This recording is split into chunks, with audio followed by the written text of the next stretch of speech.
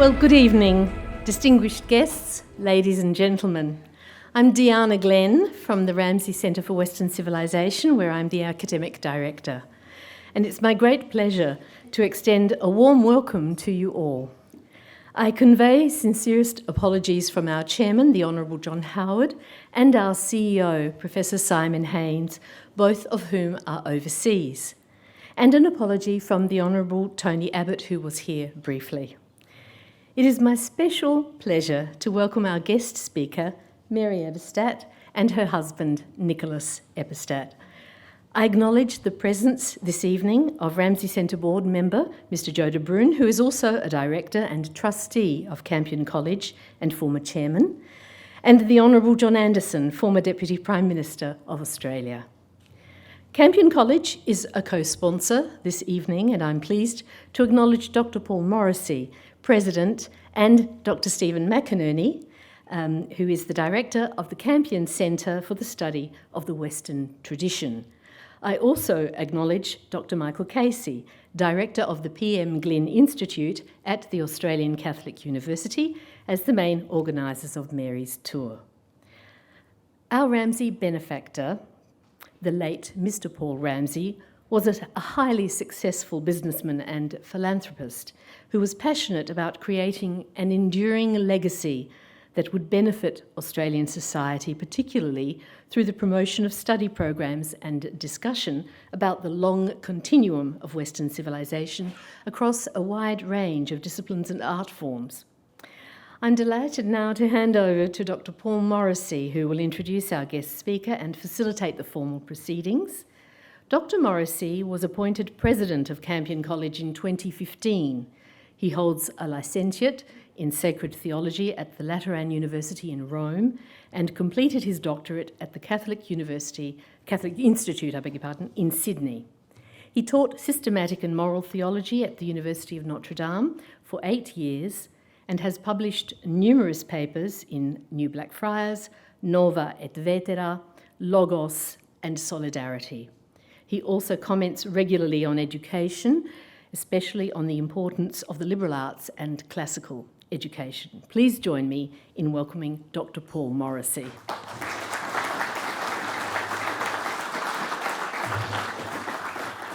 Thanks so much, Deanna, for that welcome, and it is great to host this evening with our very good friends and, may I say, fellow travellers at the Ramsay Centre. It's wonderful to have this event together. And it's my pleasure to introduce our guest speaker this evening. Mary Eberstadt holds the Panula Chair in Christian Culture at the Catholic Information Centre in Washington, D.C., and is a Senior Research Fellow at the Faith and Reason Institute. She is also, may I add, an International Course Advisor at Campion College. Mary is an influential public intellectual and the author of several books, including Primal Screams, How the Sexual Revolution Created Identity Politics, How the West Really Lost God, and Adam and Eve After the Pill. Her next book, Adam and Eve After the Pill Revisited, will be published by Ignatius Press in early 2023 with a foreword by Cardinal George Pell. Mrs. Eberstadt's writing has appeared in many magazines and journals, and her books have been translated into many languages. Her 2010 novel, The Loser Letters, about a young woman in rehab struggling with atheism, was adapted for stage and premiered at the Catholic University in America in fall 2017. During the Reagan administration, Mary was speechwriter to Secretary of State George Shultz and a special assistant to Ambassador Jean J. Kirkpatrick at the United Nations. Mrs. Eberstadt and her husband, Nicholas, have 4 children, and her work can be found on her website, maryeberstadt.com. Her lecture this evening is How the West Really Lost God. Please join me in welcoming Mary Eberstadt.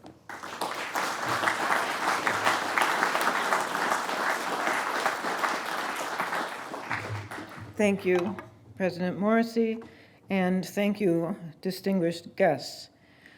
It's been an honor and a lot of fun to return to Sydney today, thanks to Campion College and the Ramsay Center. This is Nick's and my first time in Australia, and we are deeply grateful to all of you for your fellowship, your hospitality, and your mutual commitment to helping discern the shifting ground beneath the modern West. Our subject tonight begins in understanding some statistics on belief and unbelief in the latest Australian census. These up-to-date numbers offer a window through which to view one of the greatest social experiments in history. That experiment has been ongoing in the Western tradition for centuries now. It is known to some as Matthew Arnold's low, receding roar of religious faith. To others, it is the process of what is called secularization, or the ceding to non-religious authorities of territories once considered to be God's and only God's. And although this experiment matters rather obviously to religious believers, it also matters to Western citizens of all stripes, as secularization affects us all. Now, the fact of Western religious decline is nothing new. Even so, judging by the 2021 Australian census, secularization is now galloping at a pace that even the most prescient observers might not have foreseen. In 2021, just under 44% of Australians called themselves Christian in the census. 50 years ago, in 1971, fully 86% still called themselves Christians. So from 86% in 1971 to just under 44% today, in effect, the percentage of the Australian population calling itself Christian has been cut in half in 50 years. And Australia is hardly alone. To the contrary, every society in the West exhibits the same growing indifference to organized religion. In the United States, founded in large part by Protestant religious refugees, some 63% of the population now calls itself Christian. Forecasters expect that number to fall below 50% in a few more decades. In the US, as in Australia, the category none of the above is the fastest growing religious subset of all. And as for the United Kingdom, although the number of people calling themselves Christian still hovers around 50%, only 27% of Britons report that they actually believe in a God. So this list, too, could go on. But let us cut instead to the question raised by this trend. What has happened here? How have societies that once feared God come to jeer God? What is causing secularization? That question has been a preoccupation in some of my work for quite a while. One result was a book published around 10 years ago called How the West Really Lost God. That book proposes an answer to the question about secularization that runs counter to the standard answers proposed so far. So tonight I would like to revisit its thesis with new evidence from Australia and elsewhere, and I would like to do so in 3 parts. The first part will explain the alternative theory of secularization delivered in How the West Really Lost God.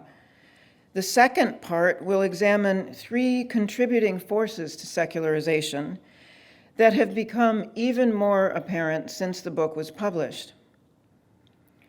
In closing, we will consider some hopeful news. For if this analysis is correct, then despite the fact that much ails us in the West today, one big and perhaps unexpected finding looks to be right. The so-called inevitability thesis of religious decline is wrong. The idea that the epitaph has been written once and for all for religiosity in the West is wrong. And to believers looking for a way out of what looks like a permanent spiral of decline, the news that this is not permanent should be welcome and encouraging, as I hope to show further on. But first, back to that opening question: what causes secularization? This is, on the surface, a simple inquiry. It is only 3 words long, and it seems as if the towering apparatus of modern sociology, with its metrics and spreadsheets, etc., ought to be able to answer it handily.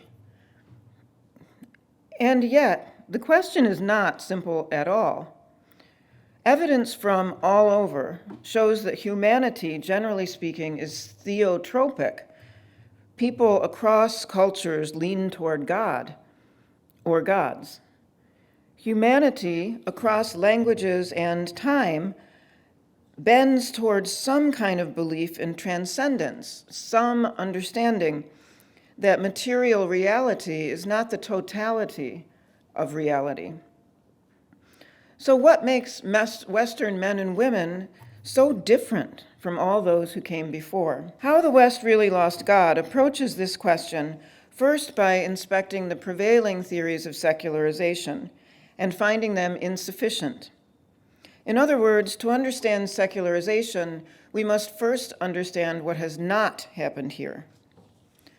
So begin with what is probably the most common theory for why people stop going to church.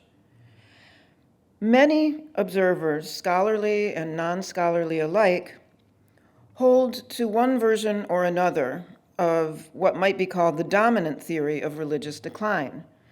That is the idea that material prosperity drives out God. Many have come to believe that religion is Marx's famous opiate of the masses, a consolation prize for the poor and backward, and we hear this reiterated constantly. Now, if this conventional account of secularization were sound, if it correctly predicted who was religious, then we would expect that the poorer and less educated people are, the more religious they would be. But the fact is that these stereotypes are not correct. One can find too many cases in which the opposite correlations obtain. Consider in passing just 3 examples. One is the record on religiosity in London between the 1870s and 1914. In a book called Class and Religion in the Late Victorian City, British historian Hugh MacLeod documents that among Anglicans in London during those decades, the number of worshippers rises at first gradually and then steeply with every step up the social ladder. The poorest districts had the lowest rates of church attendance. Those with large upper middle class populations had the highest.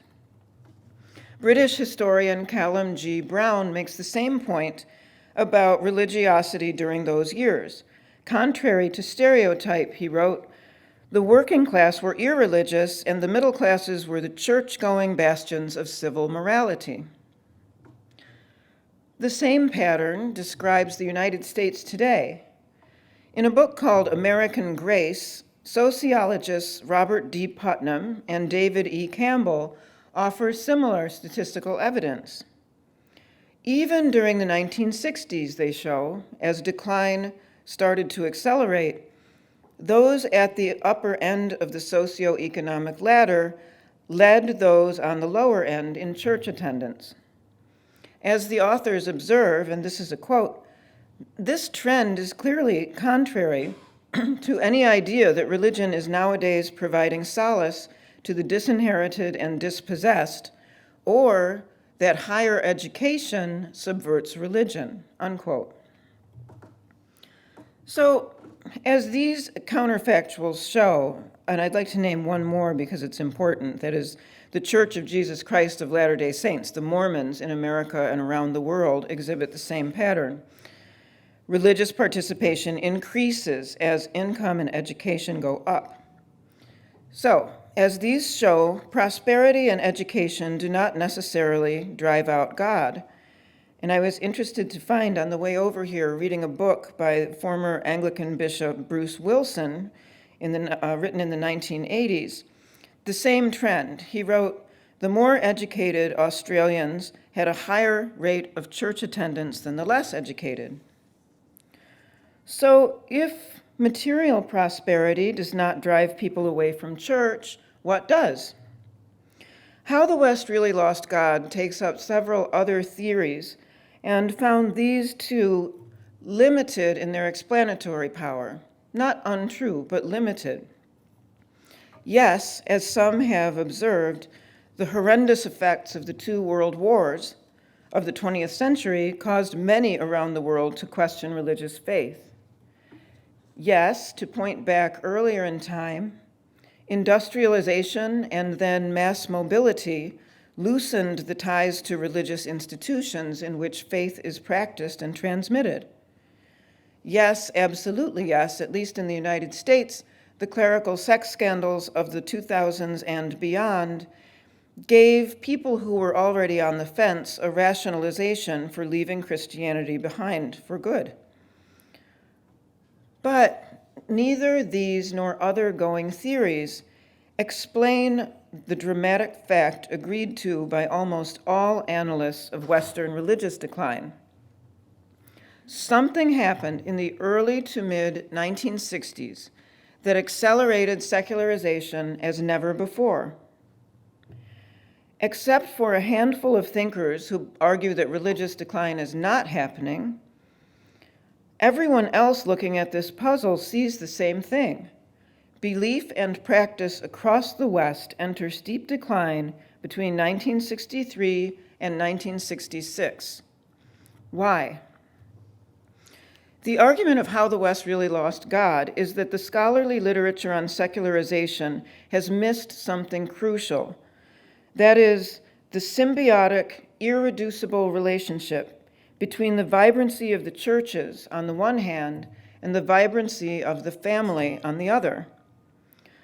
What is commonly supposed is that people who are religious are more likely to have families and more likely to have large families simply because religion tells them to do so.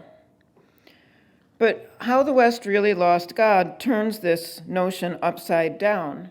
It argues, and I believe proves, that something about living in families and participating in the signature events of families, birth, death, self-sacrifice among them, is a big part of what drives people to church. In sum, the book argues, the social atomization and family implosion that followed the widespread adoption of the birth control pill have not been neutral forces for the churches. They have instead become the engines of secularization in our time. To put the point another way, one that should give heart, particularly to the believers among us, Western Christianity is in decline for reasons that have nothing whatever to do with the truth value of religious belief. It is not prosperity that makes God harder to see. It is not science. It's the increasing absence of familial figures who serve to sharpen the human vision of the divine. As a matter of anecdote, many people report that they are never closer to belief than when they're in a delivery room, for example, or sitting by a deathbed. History affirms that there is more than anecdote at work here. To study timelines, as you can see in How the West Really Lost God, is to see that religious vibrancy and family vibrancy go hand in hand. Conversely, so do religious decline and family decline. When you see one, expect the other. Conversely, not living in a family removes the strongest possible incentive that many people have for searching out a transcendental framework. How can we expect today's post-revolutionary young to take up church when many, on account of shrinking and absent families, will reach middle age without ever having held a baby or cared for an elderly relative or attended a funeral. The statistical record of the past decade appears to bear this thesis out. Given the continuing upheaval of the family and the move to postpone creating new families, how the West really lost God would have predicted more none of the aboves among us, not fewer. And that's what we have. So now let's move on to part 2 of this discussion, considering certain forces propelling secularization that have come into sharper view. One highly significant social fact has gone almost entirely unnoticed. That is the relationship between the well-documented decline in Christian churchgoing, especially among millennials, and the simultaneous rise of a toxic public force on campuses across the Western world. This force is now known as cancel culture. I originally called it the new intolerance and cancel culture 1. Here again, sociological attention to this aspect of secularization is overdue. This connection between the rise in unbelief among 20-somethings and the rise of punitive anti-Christian codes is obviously more than a coincidence, for it is well known and documented by social science that many students, not only in America but elsewhere, lose their religion in college. Now, an atheist or other non-believer might propose that this happens because college is where people learn higher reasoning, and higher reasoning drives out the superstition of faith. That kind of answer would make perfect sense, except that it's refuted by the facts. As we have already seen, better educated people are actually more likely than those with less education to be found in church. The more likely dynamic is that, thanks to cancel culture, the social and other costs of being a known believer on campus and elsewhere mount by the year, and students and other young people take note. Thus, intimidation in higher education, multiplied over many years and campuses and countries, is an unseen engine of secularization. The new intolerance gives intimidated people, even those raised in a faith, one more reason not to go to church. And from New York to Paris to Sydney to Buenos Aires, it is already doing that. It is worth wondering aloud about this at a time when the social costs for religious belief are rising, and when some students faced with hostility abandon their faith not because they've thought through all the problems of theology, but simply because they are scared. In other words, build up the counterculture. Second, secularization continues to be driven by the fact that people are marrying later and having children later, if they have children at all. The median age of marriage, by 2022, it is over 28 years of age for women, and for men, it is over 30 for the first time. This, too, interferes with the possibility of hearing the sacred. From time immemorial, mothers and fathers have regarded the creation of new life as the zenith of their own lives as human beings. The human patrimony reflects this primordial fact. Our civilization's art and literature are unthinkable apart from elemental ties of family and children. But today, and especially since the sexual revolution, the very idea of children has been slowly but radically transformed. Yesterday's blessing has become today's optional burden. A third force behind secularization remains as unavoidable as it was 10 years ago. Christian teaching is on a permanent collision course with the sexual revolution. In effect, we are running the experiment run in evangelized ancient Rome, only in reverse.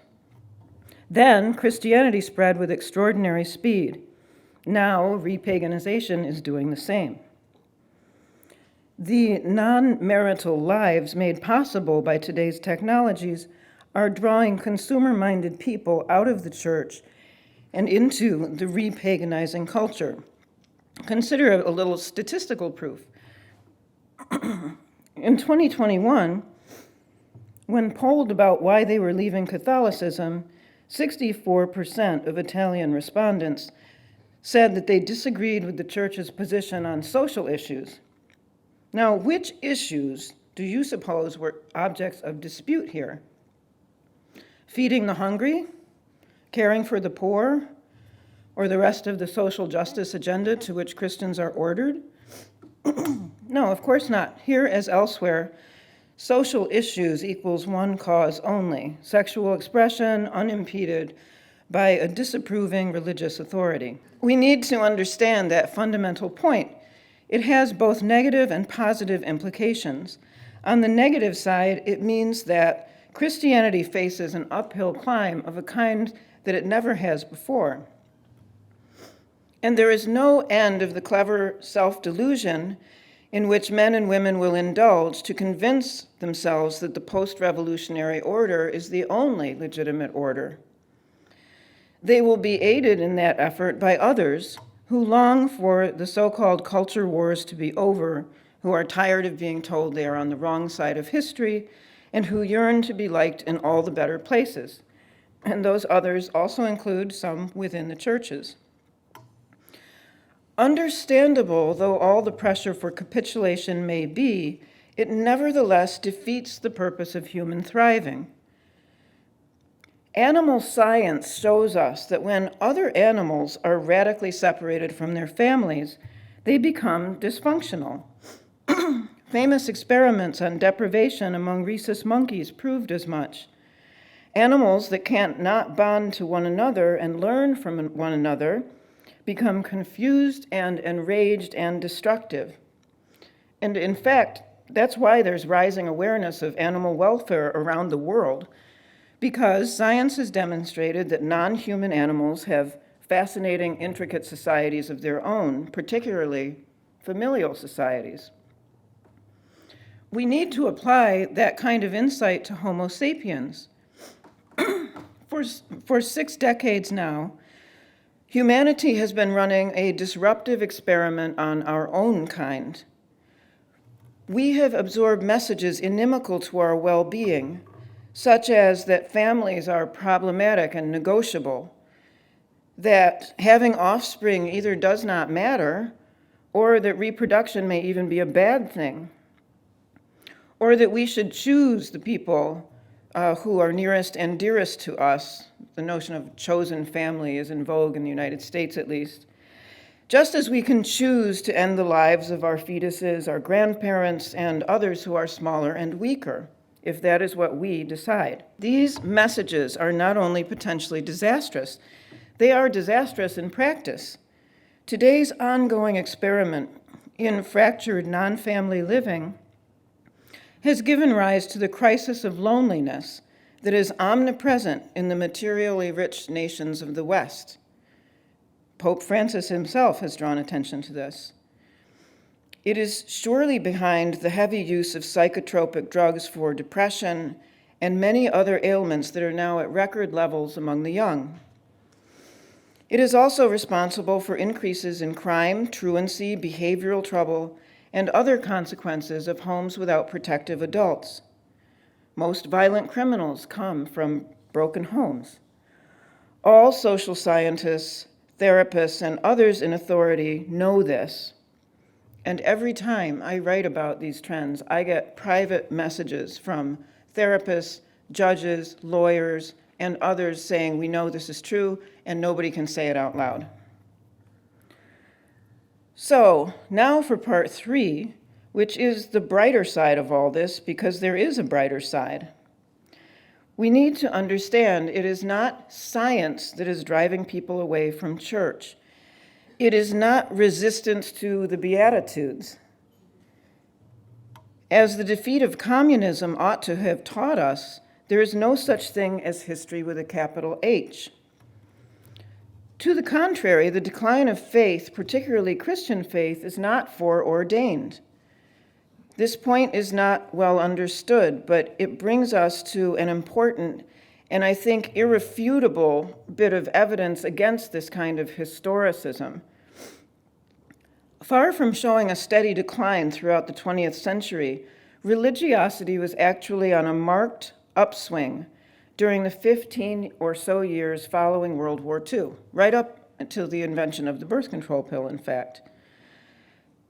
The World War II was followed by a religious boom, not only in the United States, but across the West, very much including Australia, New Zealand, Canada, Western Europe, and other territories trending toward secularization today. That boom was also pan-Western in scope, and it applied to the vanquished as well as to the victorious, the neutral as well as to the others, the economically devastated as well as to the prosperous. And in the public realm, the rhetoric of leaders was pro-Christian in a way that today strikes us as unbelievable. Christianity's vibrancy was also affirmed by its commercial clout. Witness the extraordinary popularity of Christian themes in mid-century Hollywood blockbusters. That is not to say the 1950s were a golden era. Christians do not believe in golden eras. It is instead to say that the religious boom of the immediate post-war era, in and of itself, refutes the notion that Christian decline is inevitable. Religion waxes and wanes in the world, strong one moment, weaker the next, and the course of its waxing and waning depends on what marriage and family are doing at the same time, because those years of religiosity were, of course, the same years of the marriage boom followed by the baby boom across the West. So this way of looking at things should not only comfort believers, but also brace them for the struggles present and to come. Secularization does not only mean emptying churches. Secularization, as we have come to see, amounts to net losses for human beings in the forms of primal social association, deep bonds for people to live and die for. We do not need fewer people in our lives in a civilization plagued by loneliness. We need more to learn from, more to love, more for whom to sacrifice. And for that reason, the political and social turmoil within our Western societies today tells us something important. It amounts to implicit vindication for core teachings of Christianity. The church teaches that the family is sacred. The dominant secular creed says it is optional at best and a hothouse of pathologies at worst. Christianity says we are brothers and sisters with eternal destinies in the cosmos. Secularism says we are random collections of molecules to be tolerated or disposed of, however the strongest in our societies see fit. I submit that in this struggle between two visions of how to live, important new proof has been added to the ledger. The divisiveness of our politics, the shattering of firm identities among the young, the other problems mentioned earlier about mental illness, these are not just car crashes that we should pass by. These are signs. They amount to proof all their own that living without God is not improving Western societies. It is instead tearing some people apart and making many others unhappy. We need to honor that fact. The troubled voices of our age do not rage in vain. They bear a message, however unwittingly, for the rest of us. And in closing, one final thought about hope. Ever since Friedrich Nietzsche put forward the metaphor of the death of God, that notion has ruled the collective Western consciousness. Many believers themselves have absorbed that historicist message that they are a dwindling minority on the wrong side. Even so, the conclusion from tonight's discussion of Australia's latest census numbers and the rest should give us heart. They show that nothing about modern Christian decline proves that Nietzsche got it right. The central fact witnessed in the West by more and more people, especially since the 1960s, is not the death of God. It is instead that Western humanity has grown increasingly hard of hearing because of post-revolutionary changes. Quarantined from their own kind by repeated acts of human subtraction and familial subtraction, many have moved far from the accustomed audible range of the sacred. But this isolation, pressing as it is not a permanent feature of the human condition. As the costs of today's atomization mount, so will wider understanding of its roots. And, as has happened from the very beginning, at least some of the suffering atomized themselves will come to long for a better way. Some already are. They will come to wonder whether something thought lost can still be found after all. And, like converts throughout history, some will find their way in. The job for the rest of us is to understand what really ails them and to open the door where we can. Thank you very much for your attention. Thank you.